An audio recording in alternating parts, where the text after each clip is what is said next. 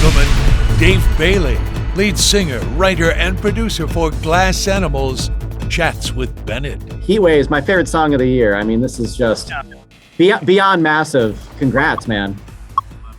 Thank you. It's crazy. Well, what a crazy, amazing, bonkers, scary, everything year. Can you even put this into, can you put it into words? I mean, it's just insane. I mean, also the Grammy nomination as well. I mean, this has just been such a ride.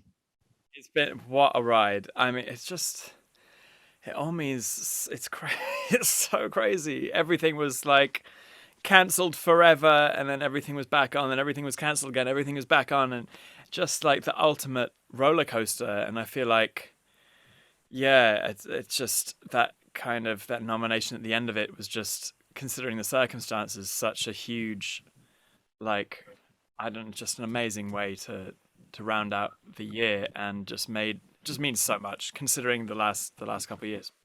Absolutely. There's so much to cover, so much to talk about. But about that Grammy nomination, I mean, listen, I've been a fan since when Gooey came out, was that 2014? So I was like, original.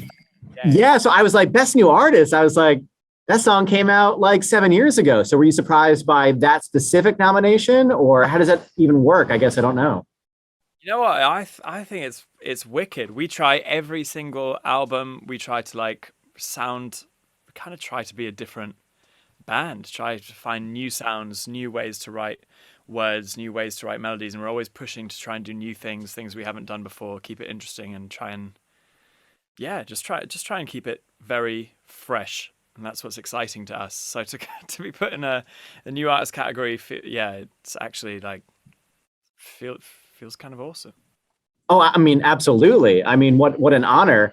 And this song, Heat Waves, man, it just, did you know it was going to be as big as it is, as it currently is? Like, I feel like it just keeps on growing and growing, this record. You put it out, in the beginning of the year, was it? Yeah, no, it was a while ago. It was like, was it back in 2020? You put it out? Yeah. So it was probably June 2020. I think we were like rushing to get it out before oh my God. Because of the lyric, of course, but sure.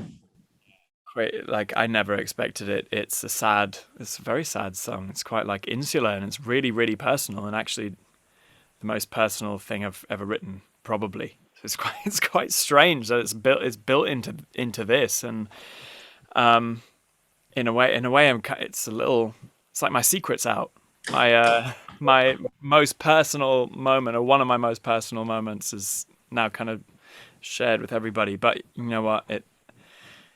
If I can do it, anyone can do it. It's just, it was a risk writing something so personal, but I think everyone kind of wanted a bit of that when we were locked. Yeah, I was going to ask, like, you being so transparent and vulnerable on this song, do you think that was part of the secret sauce to why this song is this successful? I couldn't tell you exactly. I know a lot of my favorite songs are like some of my favorite writers being their most vulnerable and being their most personal, and that tends to be like when if I'm feeling a certain way, if I'm feeling really a bit weird, I'll listen to something by like the Beach Boys or something and be like, oh well, if they can feel like that, it justifies the way I'm feeling. It's amazing. Also, it's about missing someone, and it's nostalgic, and I think a lot of us were looking for comfort and nostalgia through the pandemic because we couldn't go out and create new memories. We were all missing the people that we loved, and this song is about exactly that. And weirdly, I wrote it before the pandemic, when our drummer had a bit of a life-threatening accident, and he's made this miracle recovery now. But in a way, the two situations had a lot of similarities. Like he was stuck inside, and I was stuck inside with him, just waiting for news. And all of our future plans we just cancelled all of our tours, all of our future plans. Similar. The future was very unknown, so I was going back into memories and nostalgia. And the song is so deep and so personal, like you've been saying, and the lyrics are so meaningful, but the song is so melodic and so catchy. Was it always going to be that way? You know what I mean? Could you have gone the ballad route, or the more depressing, sonically? I could have done, and you know what? That's how all the songs start. They start with me. I have this guitar right here. It's like a little rubbish classical Spanish guitar. It's always out of tune, and I start everything on it, and it kind of everything starts as a as a ballad almost. But I actually think there's a bit of optimism in the song. It's saying that it's like okay to miss someone. It's healthy. It's actually a good thing to feel, and you kind of feel refreshed and like after letting yourself. We do so much to distract ourselves from feeling sad. Like that's what the opening line is usually. Right. Like you and me, and like we do so much to distract ourselves, but sometimes when we let ourselves feel something, it actually feels good. You feel human. To feel something, even if that's a sad emotion. At least you're being a person. You're feeling, the emotions. Numbing ourselves with too much Netflix, which I am very, very guilty of. I do it all the time. What's your go-to Netflix to drown out emotions or thoughts or stuff like that? Any go-tos? What have I been watching lately? I've been watching Narcos Mexico lately. Oh, okay. I love the first Narcos. That's one of my favorites. And Breaking Bad is that's my kind of classic. I've rewatched that a couple of times now. It's amazing. It doesn't get old. I feel like we all did that, right? Like, during lockdown, it's like relive all the shows that we love to binge. Breaking Bad, Sopranos, like I did all of that. That was like my go-to. Like the kind of like spooky ones. I was watching all those exactly, and then every time I left the house, I was like, "Oh my God, someone's following me! Someone's keep my eye out for someone creeping up on me here." Yeah, seriously. And now, things are getting more normal little by little. I know performing is so important to you. I know you're on the road, and I think all next year too, right? Your big, massive tour. How does it feel to perform these songs once again for your fans? Oh, it's crazy. I mean, like we released this album and we never got to perform them. It was so weird. Normally you kind of perform the songs that run up to the album, and when you release the album, you tour like crazy, and that's like how you get to see people listening to the music and hopefully enjoying it and not like booing you. It's like you're watching people kind of absorb the music, and you get to meet people after the show, and you see that people are hopefully enjoying it. We didn't have any of that. It was so strange for so long. So when it finally came back, we played our first shows in the States when it must have been late August. And we had this show in New York. It's like the first one that we did, and I just broke down crying. It was so like walking out on that stage, and I don't know however many people were there all singing at the same time. It was just such a moment, melted my heart.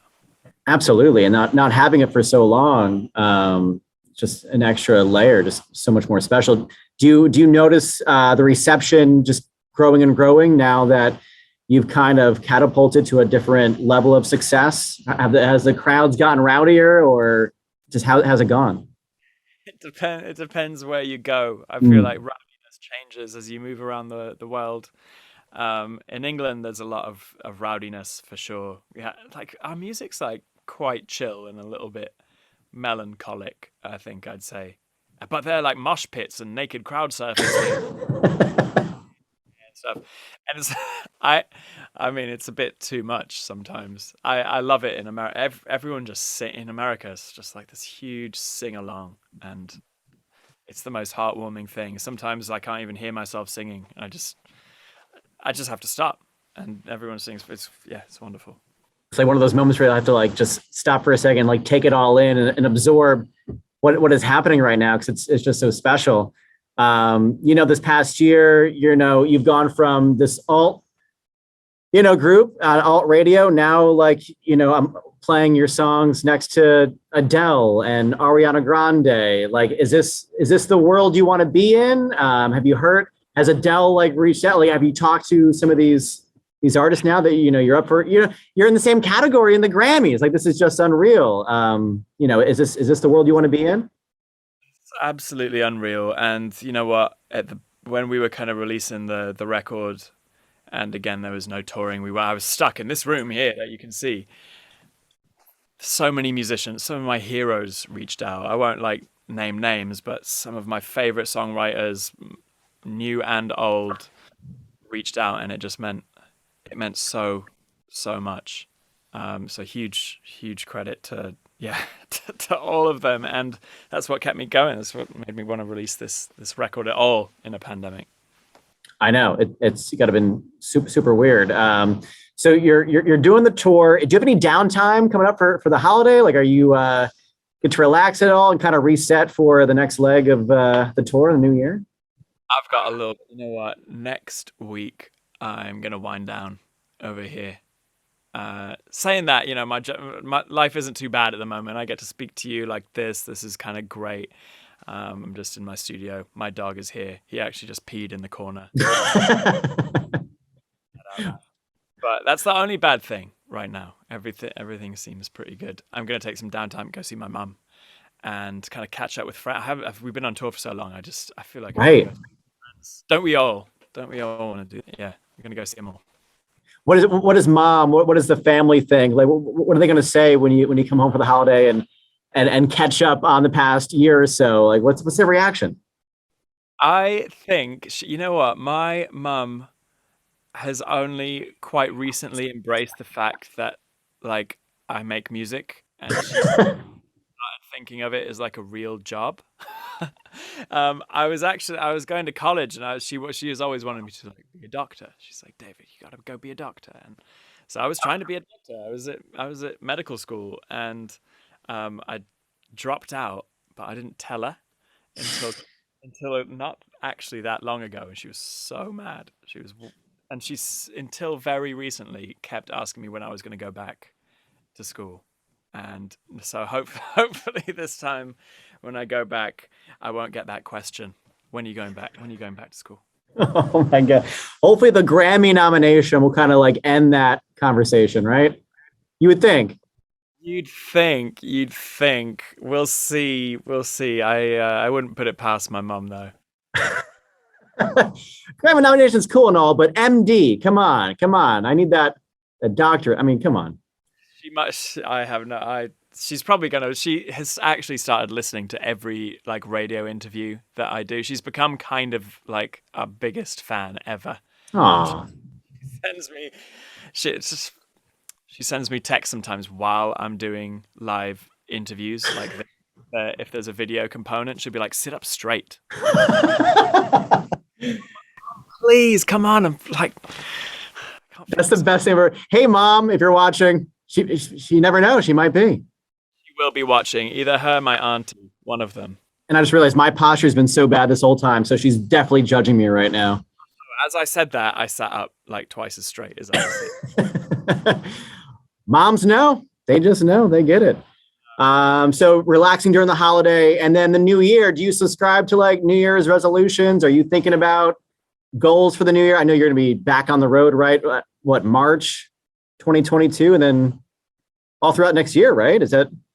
Yeah, it's going to be an amazing year for touring, and we get to come back to the States for like 2 and a bit months. It's going to be awesome. I haven't even thought about a resolution. I think my resolution for this year has been like, I feel like I've been like holding on to the back of this roller coaster that has been this year, and just like flailing along, just being through all of this. And next year, I think my resolution is going to be to sit back and like try and digest everything and just try to enjoy it all for a minute. Because this year, I'm just trying to stay afloat. Just hanging on for dear life. But in 2022, you're going to actually enjoy the ride, right? Enjoy the ride. I'm going to go to a lot of parties. I'm going to go see some more live music. Maybe that'll be it. Yeah, to go see more. I need to go see more live music. Yeah, I mean, you'll be at the Grammys, right? Are you going to be in attendance? Absolutely. Yeah. I haven't worked out exactly. Haven't gone into the details of what I'm going to wear yet, but we're going. I'm excited.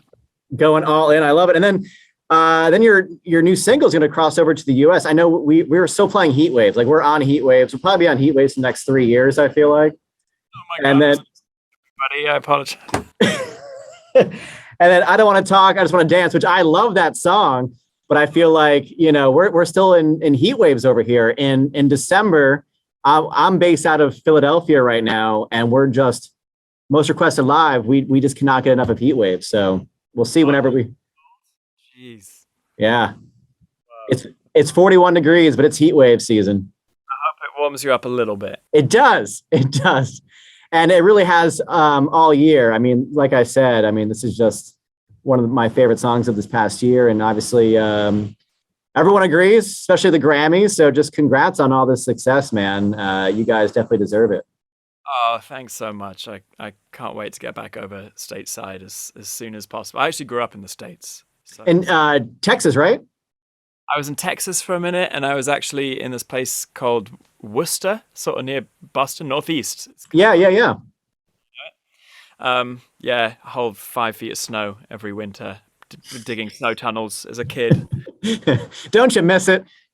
I really, really do. We just get this like slush over here in England. Oh.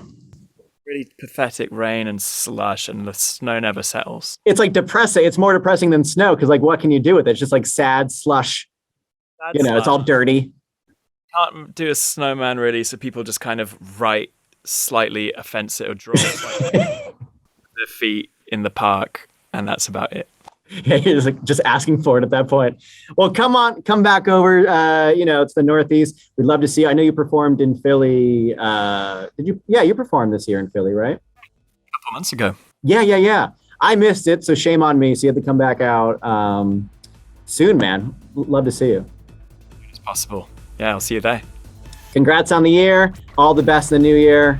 Dave from Glass Animals, thank you so much for joining Most Requested Live. Thanks. Happy holidays. Happy New Year.